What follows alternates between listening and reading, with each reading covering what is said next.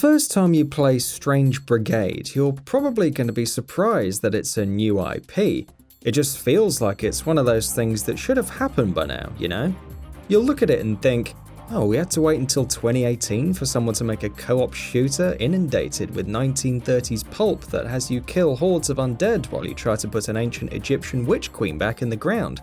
How had nobody thought of this yet? Seems obvious, right?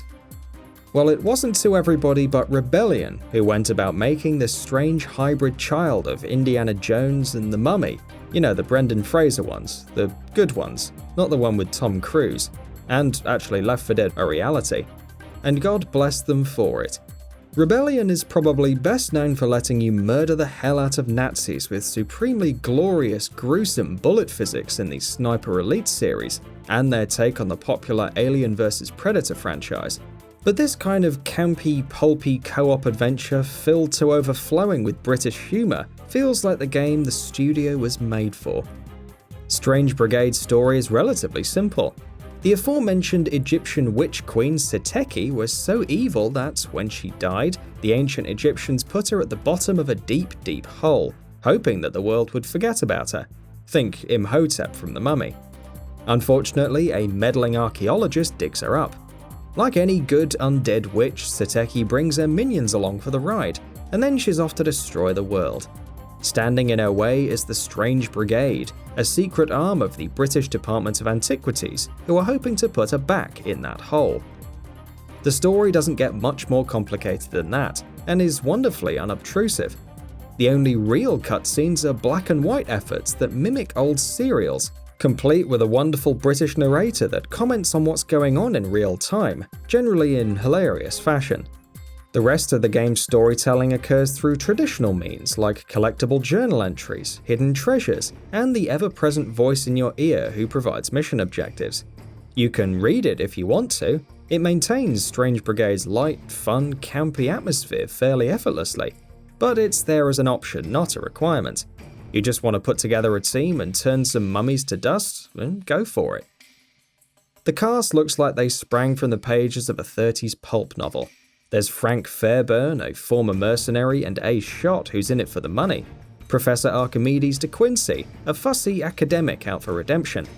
Nalangu Rashida, an African demon hunter. And Gracie Braithwaite, a factory worker and former boxer from Northern England. They're largely the same, but there are a few differences. Frank, for instance, can take more damage than anyone else, and when he headshots an enemy, that enemy explodes. Nalangu, on the other hand, moves faster and has a vampiric strike. These differences are minor in the grand scheme of things, but the larger ones, like exploding headshots and vampiric strike, etc., make each character feel unique and actively reward you for a specific style of play that feeds into the character's backstory. It's a nice touch. After you choose who you're going to roll with, after giving everyone a fair shake, I opted for Frank. Exploding headshots are a bit too good to pass up. You have to choose how you're going to play though. Strange Brigade can be played solo or in co-op, and both work well. There are no AI teammates in solo mode, so you're free to explore the game's lush jungles, spooky tombs, and ancient cities at your leisure. It's worth doing. Rebellion's attention to detail in environmental design are more than worth taking in. The levels are incredibly impressive, and many manage to toe the fine line between feeling like a level in a video game and a real place you could actually explore. That level of detail does have a downside, however. Environmental destruction is limited, usually involving little more than pottery and the odd destructible door, and there are invisible walls that keep you out of parts of the environment you feel like you should be able to explore. The levels do work despite this, but it's disappointing when everything else about the game's level design is so good. The game's combat is also very impressive. Enemies are varied and numerous, and new enemies are constantly introduced, usually with a mini cutscene and a bad pun explaining how they'd like to kill you. The generic mummies will run right at you, hoping to claw your face off, but later enemies are more subtle.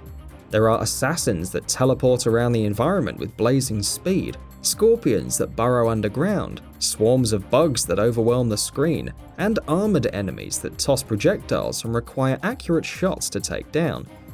In large combat arenas, there often can be dozens of enemies on screen at a time, so you'll have to manage each enemy type while using your resources. Ammo, explosives, which recharge on a timer, any special weapons you might have, and the one potion you can carry at any given point wisely. While each character's abilities mean they naturally gravitate towards a certain type of gun, Frank's exploding headshots mean single-shot rifles are a natural fit, and Gracie's melee focus means she probably wants a shotgun. There aren't any limitations to who can equip what. Each character has a primary weapon and a sidearm, plus any special weapon you find throughout the level.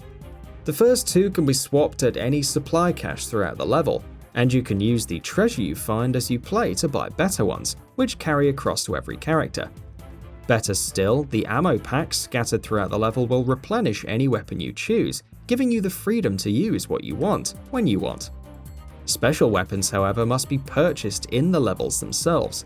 These weapons, an extraordinarily powerful blunderbuss or an automatic rifle for instance, deal tremendous damage, but you can't get more ammo for them unless you buy a new one. Once they're done, they're done. Killing enemies will also charge up your amulet, which grants each character one of 4 specific powers. Frank, for instance, can punch enemies so hard they fly backwards and explode, while Professor DeQuincy shoots bolts of energy at foes. Some feel more useful than others, but most complement the playstyles of their characters and add a lot to the game's already fun combat. There's also environmental traps that drop spiked logs, activate spinning blades, and unleash jets of fire on your enemies. Many of these can be activated multiple times after a short cooldown, but some can only be used once. Using them effectively is paramount when the game starts throwing large numbers of enemies at you, so you'll have to lure enemies to them and position yourself just right to shoot them at the right time. They're easily one of the best parts of Strange Brigade, and combat improves significantly when they're involved. Of course, it isn't all shooting the undead. You're also doing a lot of looting. In addition to the piles of coins and treasure chests lying around the level, Strange Brigade also features puzzles to solve. In general, they're pretty simple. You might be asked to move shafts of light between crystals to open a door, connect a series of pipes, find and shoot a series of targets in a short time, play a memory game, or find the combination to a door elsewhere in the level. None of these are particularly hard, but the break allows the game to breathe and provide just enough challenge to remain engaging. This is good, since the game isn't very forgiving. Mess one up 3 times, and that room and the treasure inside will be locked off until you replay the level. Better still, there's an active reason to do them. In addition to the monetary rewards you find, which allow you to buy more guns, you'll also find relics and gems. Completing a specific set of relics will reward you with skill points, which reward new amulet techniques. Gems, on the other hand, allow you to upgrade your weapons. Some might allow you to fire faster, while others will imbue your weapon with lifesteal or elemental abilities. These systems add to the feeling of discovery and mysticism Strange Brigade tries to convey, while making the optional areas worth your time. Strange Brigade really shines in co-op, and Rebellion makes things tricky by making sure the puzzles change too. A puzzle that only required one person to step on marked tiles in solo mode will require more people in co-op, and there are more options in combat as well, allowing you to set up the environmental traps in ways a lone player simply can't. Loot also isn't shared, so you'll want to get puzzles done quickly to beat your friends to the goods. A campaign itself is probably around 12 hours, depending on how you play, but there's also a horde mode and a score attack mode if you want some more monster killing to do. As good as parts of Strange Brigade are, however, it is still a fairly flawed game. The lack of environmental destruction and presence of invisible walls are very noticeable, and can detract from the game's theming and level design. What's worse, however, are the gameplay flaws. While it's satisfying to blow a large group of mummies up with a stick of dynamite or get a series of perfect headshots, the game's moment-to-moment gunplay often feels pretty weak. Weapons sound muted, which weakens the feedback loop, and the melee attacks are clunky and inaccurate unless they're tied to an amulet ability. There's also the always disappointing decision to have boss fights that consist of waves of enemies that you need to kill in order to damage the boss itself. and while some might like the competitive aspect of not sharing money in co-op, it seems out of place considering the game is so built around teamwork. The worst flaw, however, is that the game has no local co-op. While I understand that local co-op is unfortunately becoming more rare, and many view it as an outdated feature, Strange Brigade is at its best with other people, and it's heartbreaking that there's no option to play it on your couch with your friends. These aren't game-breaking flaws, as everything else about Strange Brigade works quite well, but they do detract from the game's highs. What will make or break your time with Strange Brigade is how well you jive with the game's style and tone.